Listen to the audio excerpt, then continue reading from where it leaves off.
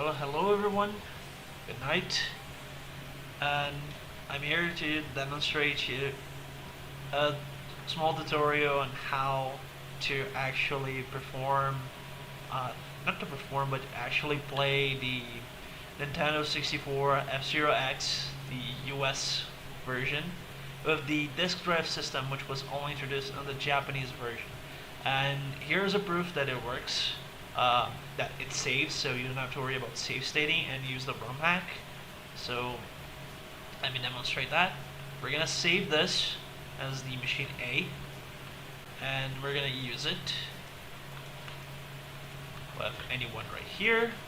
We're gonna exit. So the machine is created and registered, but of course it's not gonna save. So I'm gonna end the emulation right here, and then we're gonna start again. This is not considered a reset, but actually an ending of emulation.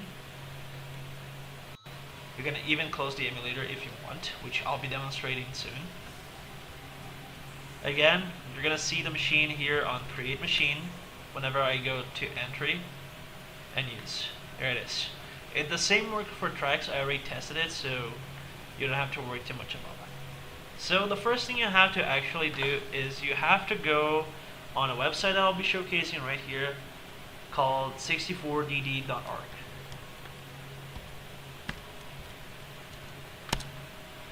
This website right here will show you everything that you need.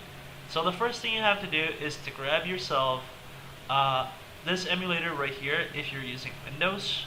Unfortunately for Mac users, I don't think there is, besides this one right here, but who knows. This one is the most updated one, so don't forget to always look for the updated. And after you have this, you should have your own F-Zero U copy, the US or American version, so you have to get that on your own. And after that, you go here on the translations in the games area. Going here, you're going to see a bunch of the disk drives that are originally just Japanese. So you see here F-Zero Expansion Kit, the EFCAE, which is the English one. You can either get the US retail or the development one, but they both work, but I highly recommend you just go for the US retail one. After downloading it, and I'm going to showcase to you guys, you can see it right here. It's downloading. After downloading, I'm going to open this and I'm going to show you the name of the archive that you will see.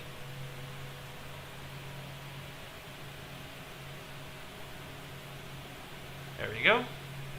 After this, you should probably have this archive right here. You can see that the extension is NDD, which is different from the extension of the emulator. This extension, I think, only works for the this emulator they provide. I haven't tested with others, but to be on the safe side, just go here and get their emulator. After doing that, go on your emulators folder, transfer your file right here, and I'm going to showcase you guys that I already have it. So I'm not going to change, so I'm going to cancel that. I can close this because I don't need it anymore. Don't worry about the menus and being in Portuguese, you don't have to worry about that. I'm explaining everything that you need to do. You run your emulator, and the first thing you should do, you should see your American version right here. Mine's already highlighted.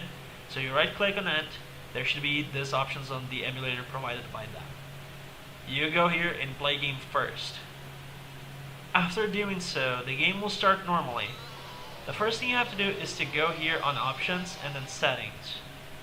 On the settings, you click here on config F-Zero X and remove the highlights if they are highlighted here in the 32-bit engine and the fixed audio timing. By removing those two, you can go here, end emulation, and then right click on the FZX U-ROM, play with game disk, and select the American version. You can see that I have the dev version as well because I was testing it and it works. But for your safe side, just pick the retail version. After starting for the first time, you're going to receive an error because that error is going to reorganize your disk drive to actually recognize it as an F-Zero X expansion kit. So you go right here and you create a random machine just like I did, go here, save a machine, name it A, and then use the machine right here. It should probably freeze your game at this point. If it isn't, just highlight the character you want to use, whatever. It doesn't matter which. You go here and exit. And then you should be good to go. In case your emulator freezes, all you have to do is you have to go close the emulator and reopen it again. It will count as a reset, and by doing so you should be able to create a machine just like it did. That is for this small tutorial. I know it can be a little bit frustrating at some point. You could probably see at the zip file that there was info.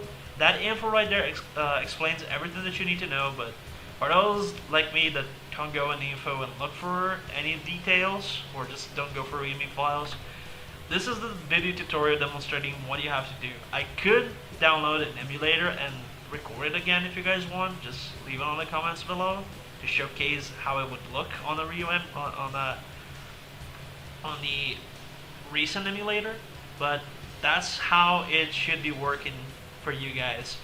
When you create your machine, after you're going towards the registering to a slot, it should freeze for all of you. But if it doesn't, then you should be good to go. Otherwise, reset and then load the game again. Everything should be good to go. So that's it. Have a great night for all.